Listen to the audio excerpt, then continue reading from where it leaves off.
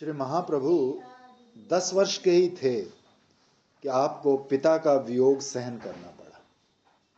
श्री जगन्नाथ पुरंदर ज्येष्ठ कृष्ण अष्टमी को अचानक ज्वरग्रस्त हो गए।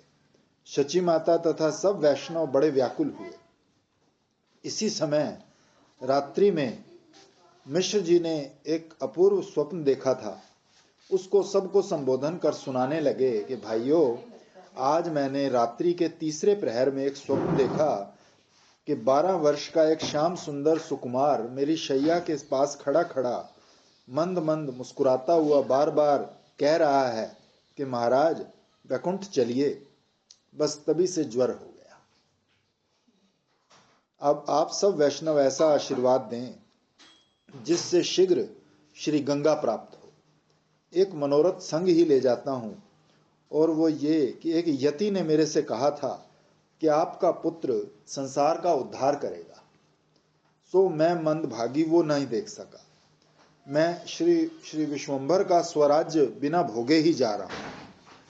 श्री अद्वैत प्रभु आदि से लेकर उपस्थित सब वैष्णवों ने कहा, महाराज आप चिंता ना करें, आप अपने स्वरूप को स्मरण करें। द्वापर में आप और शची माता ही तो वसुदेव देव की थे। आपके ही भाग्य से हम सबको दर्शन हुए हैं। गौरचंद्र तो हमारे प्राण धन है।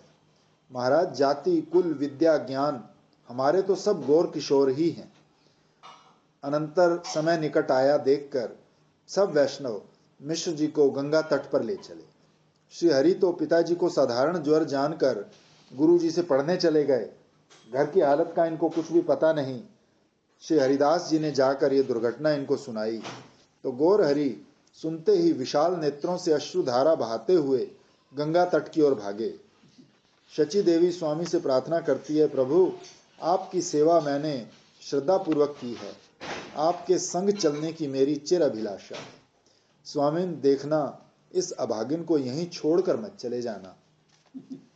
मिश्र जी मंद मंद स्वर में बोले, पतिव्रते, जो तुम संग चलना चाहती हो तो तुम्हारे पीछे मेरे प्राण जीवन गौरचंद्र किसे माता कहकर पुकारेंगे। कल्याणी, वत्स निमाई का पालन करना और कृष्ण भजन करना। वो देख तेरा लाला विश्वंभर रोते हुए आ रहा है। तो श्री हरि झट से आकर पिता के चरणों में लिपट गए। आपके नेत्रों से अविरल अश्रुधारा बह रही है। उपस्थित लोगों का हृदय विदीर्ण हुआ जा रहा है। श्री हरि कहते हैं, पिताजी आपने मुझे किसको सौंपा है? माता का क्या हाल होगा? मैं तो अत्यंत अभागा जो आपकी सेवा भी ना कर सका। तो इस समय श्री जगन्नाथ जी की दिव्य दृष्टि हो गई। बोले, विश्वंभर, मैं तुम्हारे को श्री जगन्नाथ जी की गोद में सौंपता हूं। माता को आनंद देना, भक्तों का पालन करना, मेरे लिए गया श्री में पिंड दान देना। श्री हरि पिताजी के वचन हृदय में धरकर माता को धैर्य देते हुए बोले, आप सब हरि हरि की ध्वनि करो। तो श्री हरिनाम संकीर्तन की उच्च ध्वनि से गंगा तट गूंज उठा। श्री शची और विश्वंभर ने मिश्र जी को अंतिम गंगा स्नान कराया। चारों ओर भक्त मंडली हरिनाम संकीर्तन में मग्न है। नेत्रों के सामने विश्व ब्रह्मांड अधिपति श्री गौरचंद्र विद्यमान है। ऐसे शुभ समय में द्विज कुल शिरोमणि श्रीपाद जगन्नाथ मिश्र पुरंदर ठाकुर श्री हरि के नेत्रों में नेत्र मिलाकर हरिनाम लेते हुए दिव्य विमान पर बैठकर वैकुंठ पधारे। श्री महाप्रभु विधिवत दाह कर्म कर घर आए। घर में 10 गात्रादि वेद विहित सभी कर्म किए। अंत में ब्रह्म भोज कर अंत्येष्टि कर्म से निवृत्त हुए। गुरु वर्ग ने श्री विश्वंभर को और वृद्धा स्त्रियों ने शची माता को समझाकर उनका शोक दूर कराया। ये कथा अत्यंत शोक और दुखपूर्ण है। एक मैं ही पापी हूँ जो इतना लिखा गया। जो दयालु हैं उनकी लेखनी तो यहाँ काम ही नहीं किया। ये तो मैं ही वज्र तुल्य हृदय का हूँ। मेरे कठोर हृदय के सामने पत्थर भी क्या होगा। हे प्रभु दीन बंधु पतित पावन अधम उदाहरण नाथ, करुणा करो करुणा करो। श्री शची माता और विश्वंभर श्री जगन्नाथ शोक में व्याकुल हैं। पति हीना शची अपने प्यारे पुत्र श्री गौर हरि का मुख देखकर जी रही है। श्री विश्वंभर माता को बार बार धीरज देते हैं। माता के गले लगकर समझाते हैं, जननी तू किस बात की चिंता मत कर। जब मैं तेरा पुत्र हूं तब तेरे क्या नहीं, जो ब्रह्म आदिकों को भी दुर्लभ है वो मैं आपको दे सकता हूं। वात्सल्य रस मग्न शची माता पुत्र की बाल भाषित मधुमेह आश्वासन वाणी सुनकर मन मन मुस्कुराती है और दुख भूल कर एक अनिर्वचनीय आनंद का अनुभव करने लगती है। श्री गौर हरि पढ़ने में अब बहुत ध्यान रखते हैं, परंतु गंगा स्नान के बड़े प्रेमी हैं। नेक अवसर मिलता है तभी गंगा तट पर पाते हैं। एक दिन गंगा स्नान के लिए तेल आदिक मांगने पर स्नेहमयी जननी ने कहा, वत्स ठहर, अभी लाती हूं। तो ये सुनकर क्रोध में आप नंद कुमार हो गए। जैसे यशोदा रानी नंदलाल को स्तनपान करते करते दूध के लोभ से अधर में ही छोड़कर भागी थी और पीछे से लाला ने कढ़ोनी विलोनी सब फोड़ दी, वही भाव आज महाप्रभु को आ गया। गंगा स्नान के लिए सामग्री नहीं मिली तो ये घर किस काम का। जिस घर में लगता ही नहीं है कि महाप्रभु की लीला, ऐसा लगता है उन्हीं की है। जिस घर में तीर्थ के लिए सामग्री नहीं तो वो घर तो फोड़ने योग्य है। जिस बर्तन में देव सामग्री नहीं वो भाजन तोड़ने योग्य है। तो ये भाव जताने के लिए श्रीपति ने भांडे फोड़ डाले। तो माता ने देखा कि अब लाला आवेश में है। कुछ समय बाद वो वहीं सो गए तो धीरे धीरे पास जाकर बोली, मुझ निराधार के परम आधार वत्स, उठो, ये लो सामग्री और गंगा स्नान कराओ। श्री गौर हरि उठ बैठे। इतना नुकसान करने पर भी माता को क्रोध नहीं आया। धन्य माता, आपके वात्सल्य भाव को धन्य। महाप्रभु क्या आपका बदला दे सकते हैं। श्री हरि कुछ लज्जित होकर सामग्री लेकर गंगा स्नान को चले। माता जी ने झटपट पाक बनाया। श्री विश्वंभर भी आज जल्दी से स्नान करके आए। श्री ठाकुर जी का पूजन कर श्री तुलसी का पूजन किया। फिर कृष्णचंद्र को भोग लगाकर आरती करके महाप्रसाद पाया। जब आचमन कर प्रसादी बीड़ी चबाने लगे तो माता जी आपको प्रसन्न देखकर बोली, बेटे विश्वंभर, घर की सब वस्तुएं तो तुमने तोड़ डाली, कल खाने को कहां से आएगा। श्री गौर हरि ने कहा, माता, सबको नित्य भोजन देने वाले श्री कृष्ण है, वही अवश्य में कल भी अपना प्रसाद देंगे। ये कहकर गुरुदेव के पास चले गए। पाठ पढ़कर यथा समय घर आए। माता के हाथ में 2 तोले स्वर्ण देकर बोले, देखो माता जी, दयालु श्री कृष्ण चंद्र ने खाने को दे दिया। ऐसे ही जब घर में किसी वस्तु का अभाव होता था तो श्री हरि माता को स्वर्ण लाकर दे देते थे। इसको देखकर माता जी को बड़ा भय होता। सोचती कहीं चोरी करके तो नहीं लाया, कहीं कल को कुल को दाग लगेगा। परंतु वात्सल्य रस मग्ना शची माता को क्या पता, ये सब आपकी ही लीला है। माता जी तो गौर सुंदर को केवल अपना पुत्र जानती है। जो कहीं बेचने को किसी के हाथ स्वर्ण भेजती है तो कह देती कि 10 जगह दिखाकर बेचना। भाव यह है कि ये बात खुल जाए तो अच्छा है, कि कभी पीछे से विपत्ति ना पड़े। परंतु नटराज का नाट्य कौन जान सकता है। मिट्टी का स्वर्ण और स्वर्ण की मिट्टी बनाना। अब तो विश्वंभर की बड़े बड़े भट्टाचार्य प्रशंसा करते हैं। सब यही कहते हैं कि श्री जगन्नाथ मिश्र का पुत्र कुल सूर्य है, बड़ा बुद्धिमान है, इसके माता पिता को धन्य है। इधर घर में माता जी श्री गौर हरि की चंचल चेष्टा देखकर श्री कृष्ण से प्रार्थना करती है, हे प्रभु, मेरा निमाई कब शांत और सरल स्वभाव का होगा। कृपानाथ, कृपा करो, मुझ अनाथिनी का पुत्र सुपुत्र हो, बुद्धिमान हो, यश भाजन हो, अपने पिता का नाम चलाए, घर बसाए। प्रभु, मुझ भिखारिन को तो यही भीख कृपा दीजिए। जय हो। श्री विश्वंभर इस समय 12 वर्ष के हैं। श्री गंगादास आपसे बड़ा स्नेह रखते हैं। एक दिन गुरुदेव ने आपसे कहा, बेटा विश्वंभर, खूब मन लगाकर पढ़ा कर, तेरे को भट्टाचार्य की पदवी मिल जाएगी। श्री हरि इससे कुछ लज्जित होकर बोले, गुरुदेव, आपकी कृपा से तो कोई भी पदवी दुर्लभ नहीं। तो श्री वृंदावन दास गोस्वामी कृत प्रभु की इस समय की छवि का वर्णन अत्यंत मधुर है।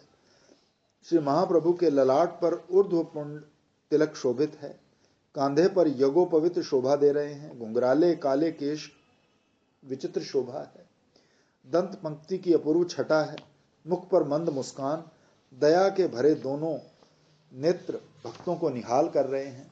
श्री हरि का अद्भुत रूप साक्षात कामदेव को भी लज्जित करता है। जो देखते हैं तो देखते ही रह जाते हैं। इस अद्भुत रूप ने तो आंखें ही चुरा ली। ऐसा कोई नहीं जो इनको देखकर धन्य धन्य कहे बिना रह सके। श्री श्री नवद्वीप चंद्र श्री गौरांग देव अद्वितीय गुरु भक्त हैं। लोक शिक्षा, धर्म शिक्षा, प्रेम शिक्षा के तो आप साक्षात अवतार हैं। स्वयं आचरण कर लोगों को धर्म पर चलाना ही आपका पाठ है। सब छात्रों में निमाई अद्वितीय हैं। आप तो सबके प्रश्नों का उत्तर देकर सबको तुष्ट कर देते हैं, परंतु आपके प्रश्न का उत्तरदाता कोई नहीं निकलता। अपने प्रश्न के उत्तरदाता स्वयं श्री गौर हरि ही होते हैं। एक पंक्ति की कई कई तरह व्याख्या करते हैं। विद्यार्थी आपकी पंडिताई पर चकित हैं। श्री महाप्रभु रात दिन शास्त्र विचार में संलग्न हैं। क्या भोजन, क्या स्नान, क्या भ्रमण, सब समय वही एक पढ़ने की धुन है। श्री गंगादास जी भी गुण निधि श्री गौरचंद्र को पाकर अपनी विद्या को सफल मानते हैं। 13 वर्षीय बालक के मुख से शास्त्र तत्व सुनने में बड़ा आनंद आता है। नदिया नगरी में ऐसा कोई अध्यापक और छात्र नहीं जो मेरे प्यारे प्रभु के विद्या वैभव को न जानता हो। जिस पाठशाला में श्री महाप्रभु पधारते हैं, उसी पाठशाला के विद्यार्थी दल में शोर मच जाता है। निमाई आ गया, निमाई आ गया। दर्शन करने वालों की भीड़ लग जाती है, क्योंकि एक तो आप विद्या में सुंदर, रूप में सुंदर, कुल में सुंदर, और जहाँ इतने सौंदर्य एकत्रित हों, भगवान है तो क्या सुंदर है, सुंदरम अति सुंदरम। तो वहां दर्शन करने वालों का फिर क्या ठीक। सुंदर को भी सुंदर बनाने वाले। श्री शची माता के कान में जो ये बात जाती है कि तेरा बेटा नदिया भर में एक ही पंडित है, अपनी उपमा का दूसरा नहीं रखता, तो माता के आनंद का ठिकाना नहीं रहता। ठाकुर जी से बार बार प्रार्थना करती, हे दीन बंधु, हे अनाथों के नाथ, हे शरणागत वत्सल, मेरे निमाई को चिरायु करना। आपकी कृपा से मेरा विश्वम्बर संसार में अपनी विद्या का फल पाए। घर आकर भी श्री निमाई माता से विद्या विषयक धर्म चर्चा करते हैं।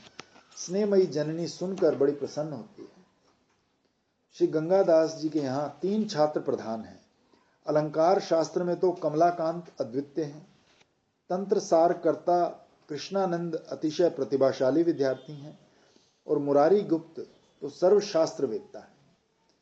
परंतु श्री महाप्रभु की प्रतिभा को देखकर तो सबके सब चकित हैं। श्री हरि ने व्याकरण पर एक टिप्पणी लिखकर गुरुदेव को दे दी। गुरुदेव ने उसे पंडितों की सभा में दिखाया। सब पंडित देखकर चकित हो गए। गुरुदेव ने भी विचार किया कि यह मनुष्य की कृति नहीं हो सकती। श्री गौर हरि की टिप्पणी बंगाल भर में विख्यात हो गई। आपके सहपाठी कृपा पात्र एक रघुनाथ नामक विद्यार्थी थे, जो दीधिति ग्रंथ के करता है। रघुनाथ ने विचार किया कि भारतवर्ष में मेरे बराबर न्यायक कोई नहीं होगा, परंतु नवीन पंडित निमाई की टिप्पणी देखकर उनका मत भी चूर हो। नदी में बहा दिए, दोनों दुख ना हो। दोनों मित्रों में बड़ा स्नेह था। भेद इतना था कि जो पाठ रघुनाथ सारे दिन में याद करते थे, वो निमाई पढ़ते ही याद कर लेते थे। एक दिन सचिनंदन से रघुनाथ ने मित्र भाव से जिज्ञासा की, प्रिय मित्र, तुम इतनी जल्दी पाठ कैसे याद कर लेते हो? महाप्रभु हंसकर बोले, मित्र, मेरे को रात्रि में सरस्वती पढ़ाती है। एक दिन गुरुदेव ने रघुनाथ से न्याय की कोई बात पूछी। रघुनाथ सारे दिन विचारते रहे, पर कोई उत्तर स्थिर न कर सके।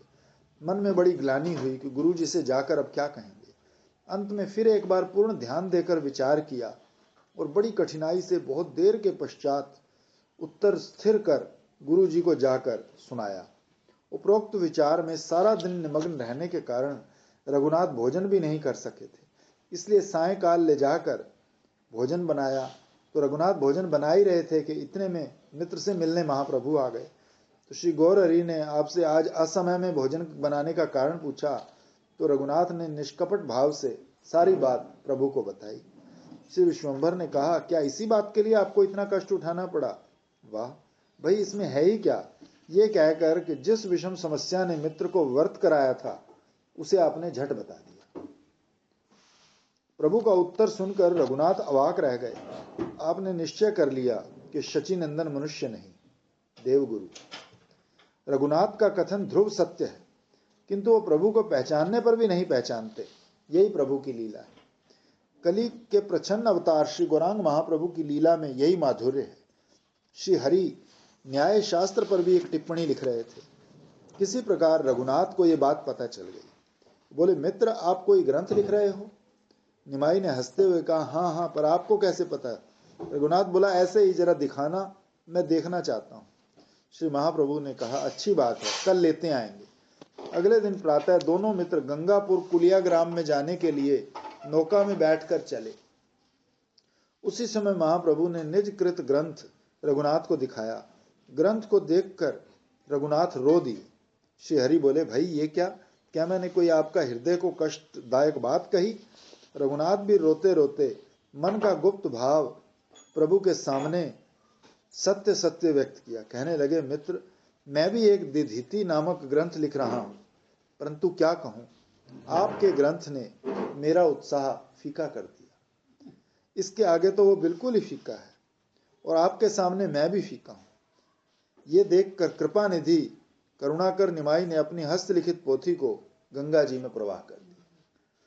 पुस्तक के पन्ने इधर उधर नाचने लगे। फिर बोले, लो भाई, अब तो कष्ट मिट गया। न्याय शास्त्र कोई सिद्धांत नहीं, शास्त्र नहीं, हम तो आज से आपकी प्रसन्नता के लिए न्याय का पाठ ही छोड़ते हैं।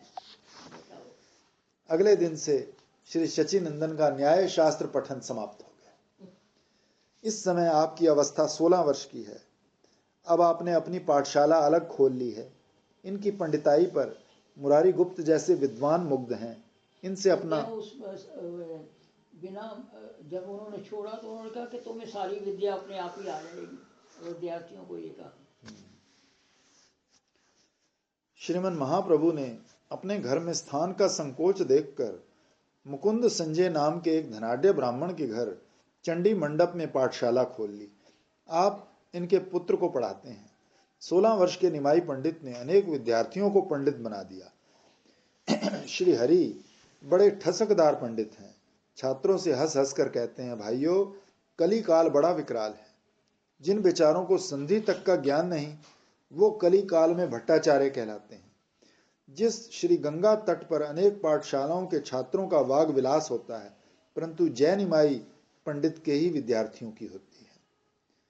मुरारी गुप्त प्रभु के पृष्ठपोषक हैं। अवस्था में मुकुंद दत्त श्री हरि से कुछ बड़े हैं। इन दोनों से भी सूत्र वृत्ति पर श्री हरि का खूब शास्त्रार्थ होता है। मुकुंद जाति के कायस्थ हैं और वासुदेव के छोटे भाई हैं। वासुदेव दत्त श्री महाप्रभु के अतरंग प्रिय भक्त हैं। आपके भाव अति उच्च हैं। एक दिन आपने श्री हरि से प्रार्थना की, भगवान, सब पापियों का नरक से उद्धार करके सबका पाप मुझे दे दो, मैं अकेला ही भोग लूंगा। रंती देव की तरह आपको बार बार जीवोद्धार का परिश्रम नहीं होगा और सब जीव भी मुक्त हो जाएंगे। ये कथा प्रसंग अनुसार आगे आएगी। तो मुकुंद अलंकार के बड़े पंडित हैं। गाने वाले भी आप एक ही हैं। आपके गान से श्री हरि को अतिशय आनंद लाभ होता है। आपके गाने से बड़े बड़े कठोर हृदय भी मोम की भांति पिघल जाते हैं। आप बाल्यावस्था से ही श्रीमन महाप्रभु के सहपाठी रहे हैं। एक दिन श्री महाप्रभु ने इनको मार्ग में घेर लिया। आपने विचारा कि ऐसे तो इनसे पीछा छूटेगा नहीं, ये हैं वैयाकरण, इनको अलंकार में हराना चाहिए। तो ये सोचकर बोले, पंडित, व्याकरण तो बाल बोध है, अलंकार में बोलो। तो यहां तो सरस्वती पति ही ठहरे। बोले, हाँ हाँ, पूछो। मुकुंद प्रश्न करता है, श्री हरि झट उसका उत्तर दे देते हैं। मुकुंद आश्चर्य में हो गए, बोल बंद हो गया। श्री गौर हरि ने कहा, कोई बात नहीं, कल से ही देखना, अच्छी तरह पोथी विचार कर आना। मुकुंद लज्जित होकर घर को चले। मार्ग में विचरते हैं, हो ना हो, निमाई अवश्य गुरुदेव है। मनुष्यों में तो ये ज्ञान संभव नहीं। आहा, जो ये कृष्ण भक्त हो जाए तो भक्ति को जीवन दान मिल जाए, और मैं तो इनका संग फिर कभी ना छोड़ू। भक्तवांछा कल्पतरु श्री गौर भगवान ने उनकी इच्छा पूर्ण की। श्री गौर हरि के कृष्ण भक्ति में प्रवेश होते ही आप उनका संग लाभ कर कृतार्थ हुए। कथा सुनते हैं ना, ऐसे लगता है ये तो हमारे घर ही रहते हैं। ये तो हमारे घर ही रहते हैं। मुकुंद दत्त श्री अद्वैत सभा के रत्न हैं। नित्य श्री अद्वैत सभा में जाते हैं, श्री कृष्ण के राग गाते हैं। इनका राग भक्तों को अश्रुपात करा देता है। श्री हरि विद्या युद्ध में किसी को नहीं छोड़ते। किसी की बात तो दूर रही, श्रीवास जी तक को, जो इनके पिता के समवयस्क हैं, जहां तहां टोक देते हैं। श्रीवास पंडित को, हाँ, ये मुकुंद जो है वो मुकुंद। तो श्रीवास पंडित जानते हैं कि शचीनंदन परम चंचल हैं और वृथा वाक्य व्यय करना भक्तों का कर्तव्य नहीं। तो ये विचार कर पंडित प्रवर बिना उत्तर दिए चले जाते हैं। श्रीवास पंडित परम भक्त, निष्ठावान, परम वैष्णव है, सर्वदा कृष्ण कथा प्रसंग में ही मग्न रहते हैं।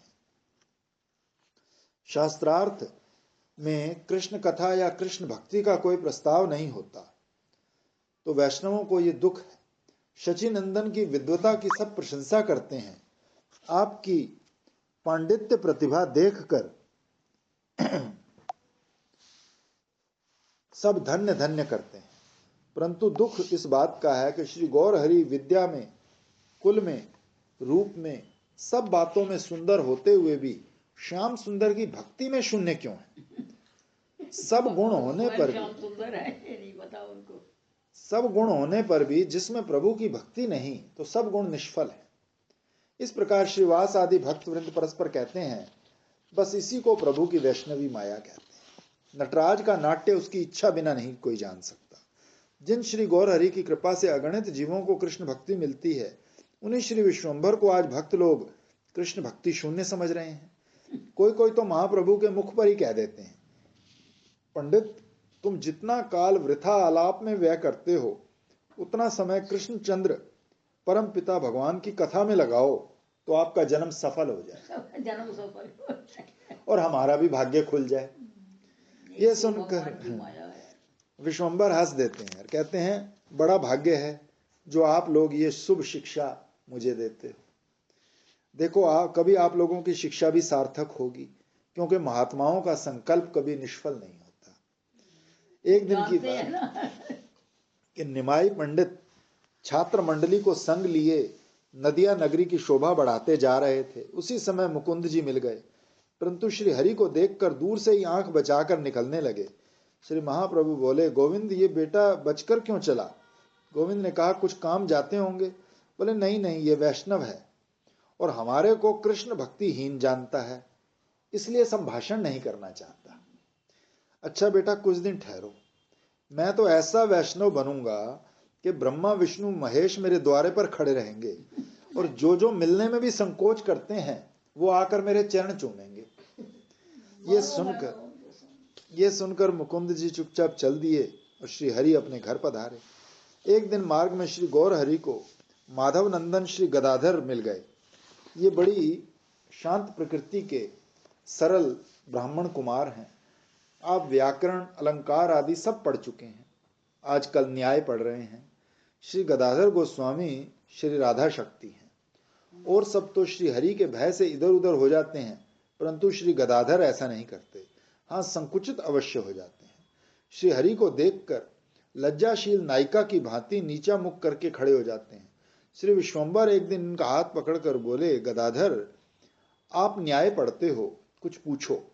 गदाधर जी ने सुमधुर वाणी में कहा, महाराज आप ही कृपा करके पूछिए। श्री हरि ने कहा, अच्छा बताओ, मुक्ति का क्या लक्षण है? गदाधर बोले, अत्यंत दुख नाश मुक्ति है। श्री हरि ने युक्ति द्वारा इसका खंडन करके आपको चक्कर में डाल दिया। तो गदाधर जी घबरा गए और मन ही मन भगवान से प्रार्थना की कि हे परमेश्वर, आज तो पंडित जी के हाथ से किसी तरह बचाओ। भक्त वत्सल श्री भगवान आपके भाव को देखकर बोले, अच्छा आज जाओ, कल से ही। गदाधर श्री गौर हरि को नमस्कार कर प्रभु को धन्यवाद देते हुए घर पधारे। श्री हरि भी अनेक कौतुक करते हुए आगे बढ़े। श्री हरि को अनुपम छवि का दर्शन कर नदियावासी भक्त वृंद स्तंभित रह जाते हैं। ये जितनी प्रभु की रूप माधुरी पान करते हैं, उतनी ही प्यास बढ़ती जाती है। कृपा में पाठक वृंद, आइए हम भी भगवान की उस मंजुल मूर्ति का ध्यान कर अपना जन्म सफल करें। आहा, श्री हरि की आजानुलंबित भुजाएं, कमल के सदृश नेत्र, ओष्ठों में पान की लालिमा, दिव्य वसन हैं। श्री मुख में मृदु मंद हंसी है, विद्या बल में भरपूर है, सहस्त्र सहस्त्र विद्यार्थी आपके पास पढ़ते हैं। श्री सरस्वती को पुस्तक रूप में प्रिया बनाकर त्रिभुवनपति समस्त नदियां नगरी में घूमते हैं। मुकुंद संजय को धन्य है जो सर्व प्रधान अध्यापक श्री निमाई पंडित का नाम सुनकर दूर दूर से आए हुए छात्रों को स्थान, भोजन, वस्त्र आदि देकर प्रसन्न करते हैं। इनके भाग्यशाली सुपुत्र पुरुषोत्तम महाराज से ही पढ़ते हैं। एक दिन 5-7 छात्रों के लिए श्री विश्वंभर जा रहे थे। दैव योग से श्रीवास पंडित से भेंट हो गई। पंडित को देखकर श्रीहरि ने प्रणाम किया। वृद्ध वैष्णव श्रीवास जी ने गौर हरि को सप्रेम आशीर्वाद दिया। इस बार श्रीहरि को अपने से शास्त्रार्थ करता ना देखकर पंडित जी प्रसन्न हुए। कहने लगे, वत्स, रात दिन शास्त्रार्थ में ही समय व्यतीत करते हो, परंतु याद रखो, श्री कृष्ण भजन बिना जो काल जाता है वो सब निष्फल है। लोक में कृष्ण भक्ति के लिए पढ़ा जाता है, और जो विद्या पाकर कृष्ण में भक्ति नहीं हुई तो पढ़ने का क्या फल। ये सुनकर श्री गौर हरि हंसते हुए बोले, पंडित जी, आपकी कृपा से ये सब कुछ अवश्य होगा। आपका आशीर्वाद निष्फल नहीं हो सकता। आज श्रीवास जी प्रभु के श्री मुख से ऐसे मनोनुकूल सरल वचन सुनकर बड़े आनंदित हुए। श्री विश्वंभर को अभी नदियावासी केवल नवीन निमाई पंडित जानते हैं। उन्हें क्या मालूम कि नर रूप में परब्रह्म